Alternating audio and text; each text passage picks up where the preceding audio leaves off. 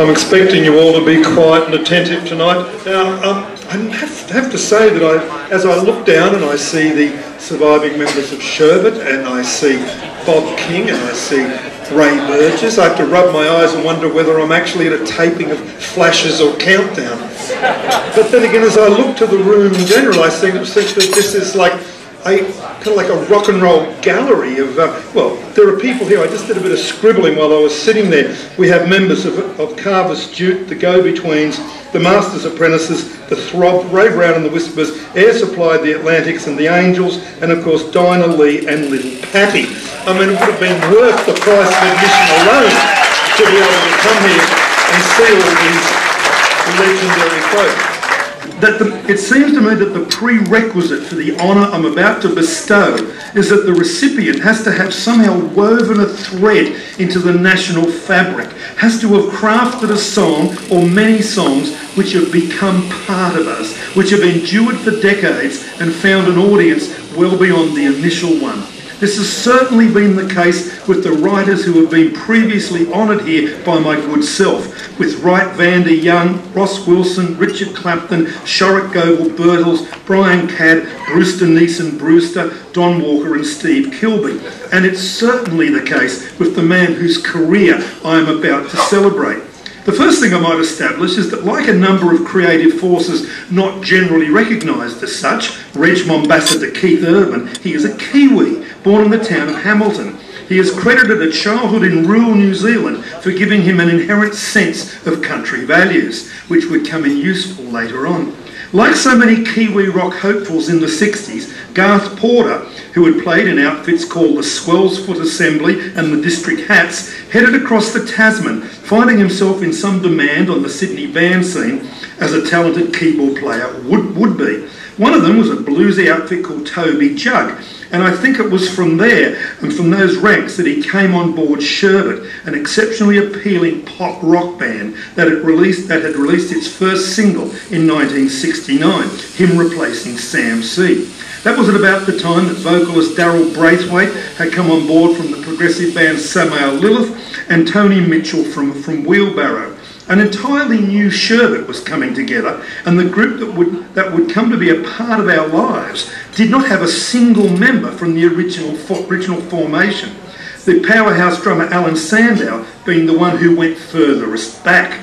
Now, Roger Davies, a 20-year-old Monash University economics dropout, was writing for the Daily Planet hippie rag and lugging gear for Company Cane when he accepted a friend's advice to check out a band at Sydney's Jonathan's Disco, playing from 8 p.m. till 3 a.m. 4 nights a week for the grand sum of $260. What he saw in the dank, dark, dull and indulgent musical year of 1972 was a band that actually appeared to be enjoying themselves by communicating with their audience. Later he agreed to become their manager. That year, Sherbet won the final, Holy's National Battle of the Sounds, and charted 2 top 20 singles, following on from 2 the previous year. Now, under Roger's management, and keep in mind that this is the man who would go on to manage Tina Turner, Olivia Newton-John, Joe Cocker, Mick Jagger, Janet Jackson, Sade, Cher and Pink, amongst others, Sherbet grew in rapid stature. They had captured national attention back when they had toured with Creedence Clearwater Revival. Audiences liked what they saw, always. Initially, the songs they came to us with were covers from Badfinger, Blue Mink, Delaney and Bonnie, Ted Mulry, and even Elvis Presley. But by late 1972, with the brooding, stark and compelling You've Got the Gun, and 1973 with a sumptuous and exquisite piece of pop that Garth penned with guitarist Clive Shakespeare after dreaming about a Greek goddess, Cassandra opened a door for Sherbet, as well as giving us one of our greatest pieces of pop and one of my favourite songs of all time. Now, from 1975, I was in a unique position to observe Sherbet up close. I had created and was managing a loony outfit called Old 55, who debuted with a triple platinum album that knocked ABBA off #1. We found ourselves on many shows together, and the memories are rich. I just dug up a feature story I'd written for Penthouse magazine when it was all over, And I'll ask you to indulge me as I read from it, just to give you a sense of place, and in Sherbet's case, power. I open the story with, in May 1976, I found myself walking down the centre aisle of Brisbane's grimy festival hall. The intermission lights were dimming and scattered chatter was moulding itself into a cacophony of high-pitched squeals and titters. New teen sensations, Old 55 and TMG, had carried off the first half admirably, fueling the mounting frenzy. Streamers and trash were ankle-deep over the stage, and most of the front row seats were already sodden with the excretions of excitement. Under cover of darkness, 5,000 young females had poised and primed themselves for the marathon to come. And as a ragged roadie with matted chest hair screamed out his introduction, they rose in perfect unison, roaring like the backwash of a 747. As Sherbet hit the stage, they hit the seats.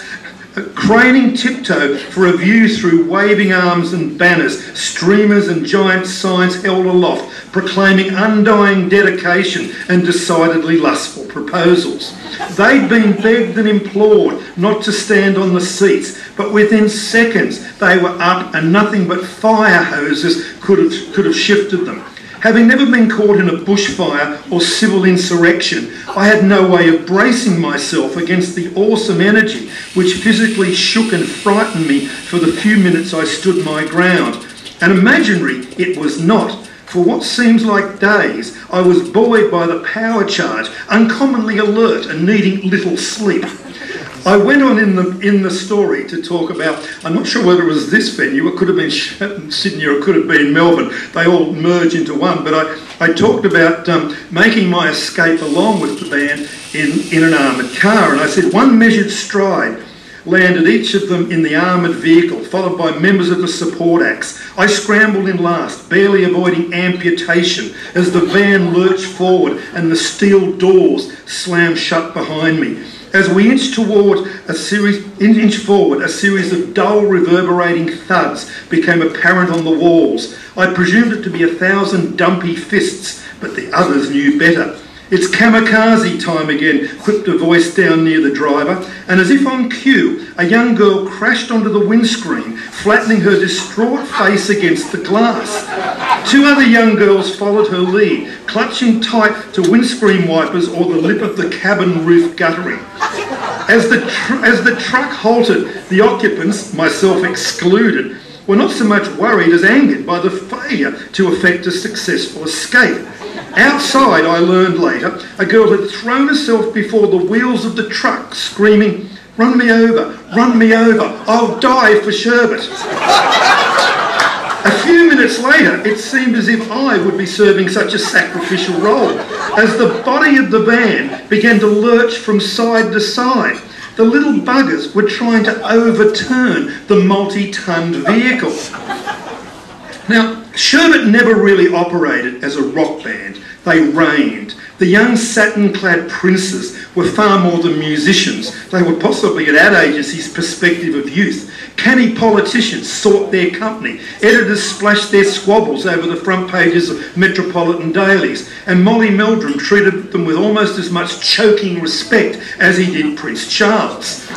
As an enterprise, they were the BHP of rock. Totally self-contained. They ran their own tours, owned their own publishing rights, had their own record label, operated their own fan club, controlled their own product merchandising, and essentially determined their own destiny. Singles appeared like clockwork every 3 months, each a subtle progression from the other. A blockbusting new album was released each year, augmented by regular greatest hits and live concert packages. Sherbet defied the rule, the time-honoured dictum which allows a maximum of 3 years of frenzied teen idolatry to any one entity.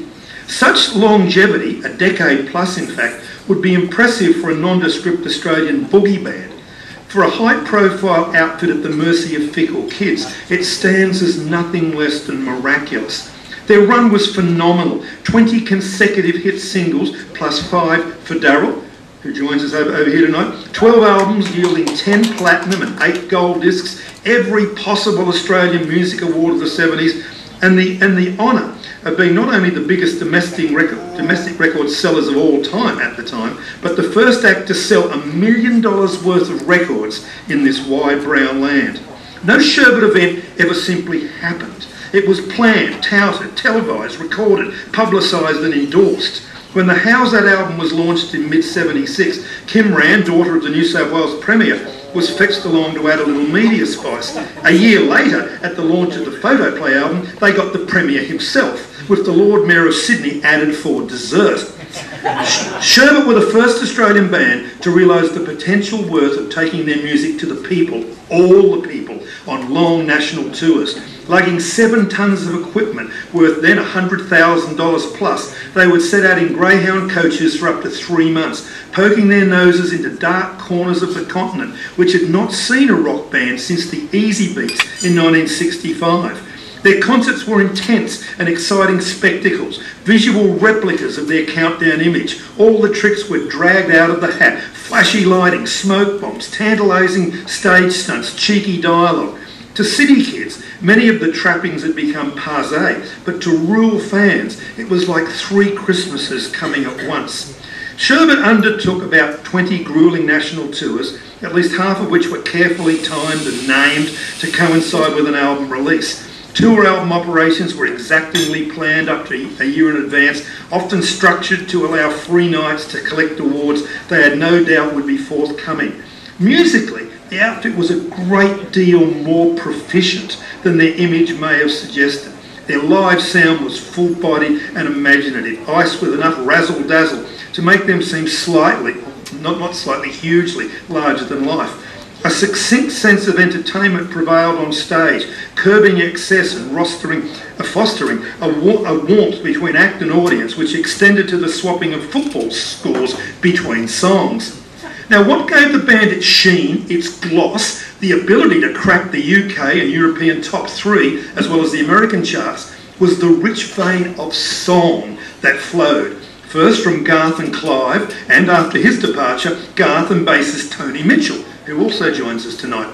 A Sherbet song was a masterful song, one that radio could rely upon. Slipstream, Life, Rock Me Gently, Magazine Madonna, Another Night on the Road, Child's Play, Only One You, Silvery Moon, Feels Like It's Slipping Away, The Glistening and Gorgeous Summer Love, and of course, the timeless How's That. With Sherbet, the process was always songwriting, Garth said recently in one of his few interviews.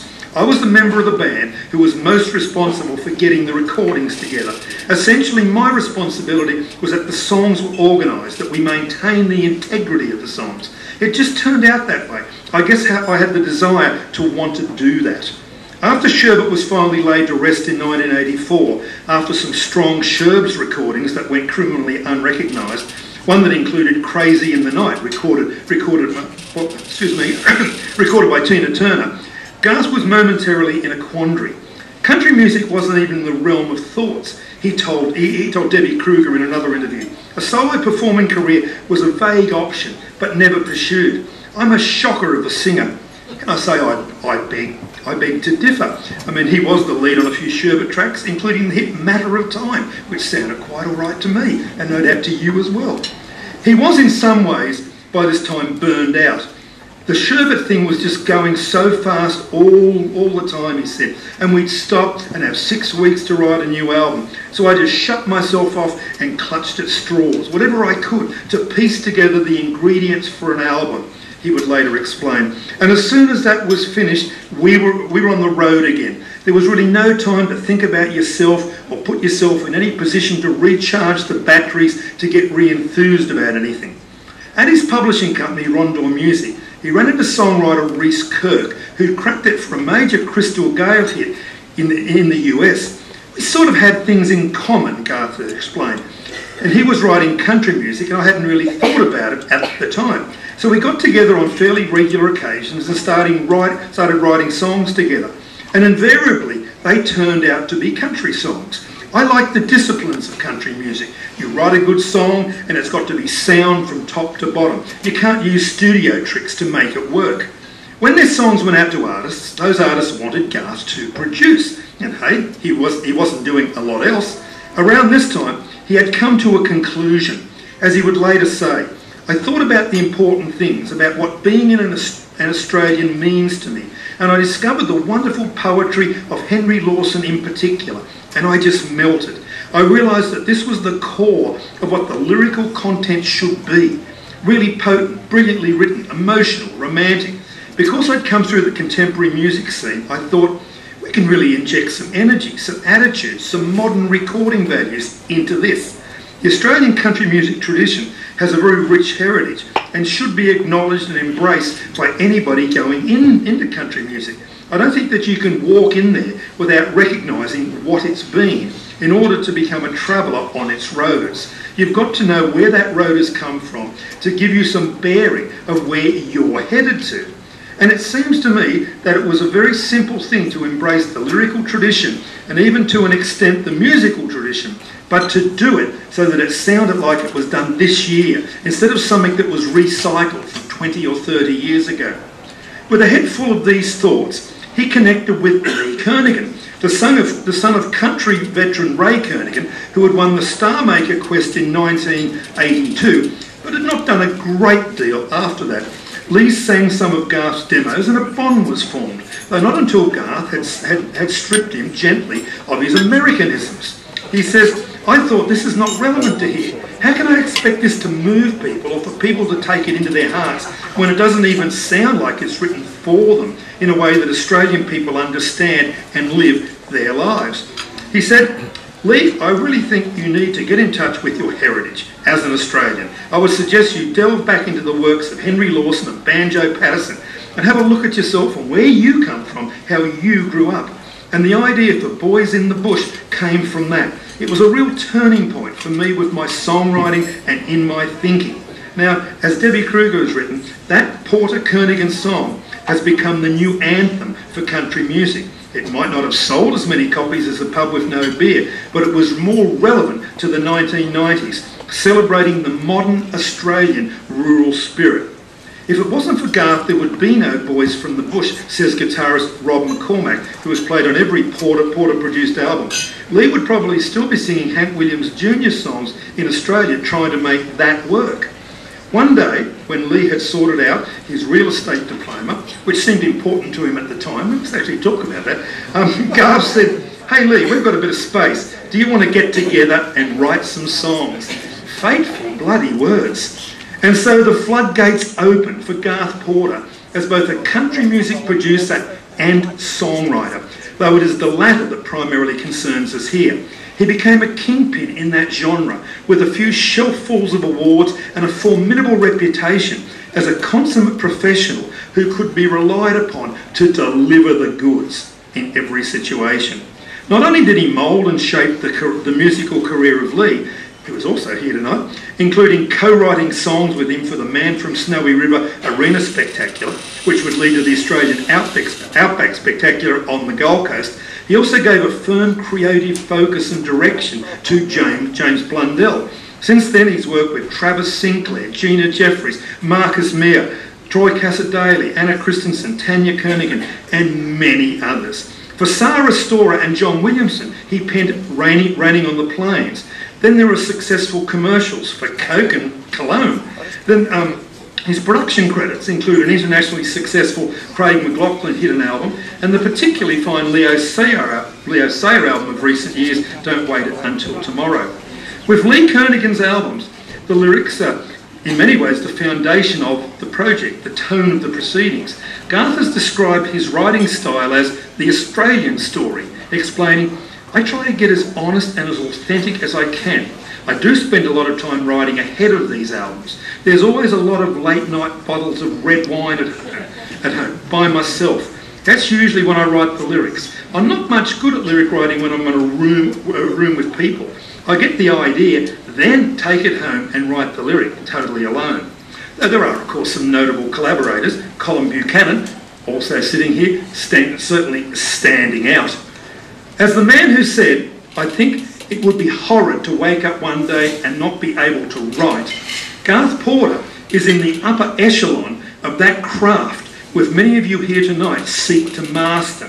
Indeed, he had a message for you, you might say, for you all when he said in an interview, I think you've just got to keep at it and keep at it and keep at it. I'm such an obsessive person, totally obsessed by all aspects of music, songwriting, recording technology. It's fascinating, every aspect of it. I suppose over the years you kind of take for granted how much you know about so many fine details of different parts of the musical process, playing, writing, recording, technology, all of that. And let me say, you also stockpile some songs. His APRA registration file lists well over 800 of them, which gets him up into the Vanda and Young League. Try to imagine modern Australian country music without the Outback Club, Three Chain Road, Hat Down, they don't make them like that anymore, and of course Boys from the Bush. And then there's his soul writing effort Save the Lamb, which Lee recorded with American country star Trisha Yearwood. Perhaps slightly more memorable than the James Last orchestra version of How's That, which I'm assured by Mary did not make him large amounts of money. No, never mind. As a young man, he once concluded, music consists of high notes, low notes and medium notes. Well, he's known them all, he's played and written them all.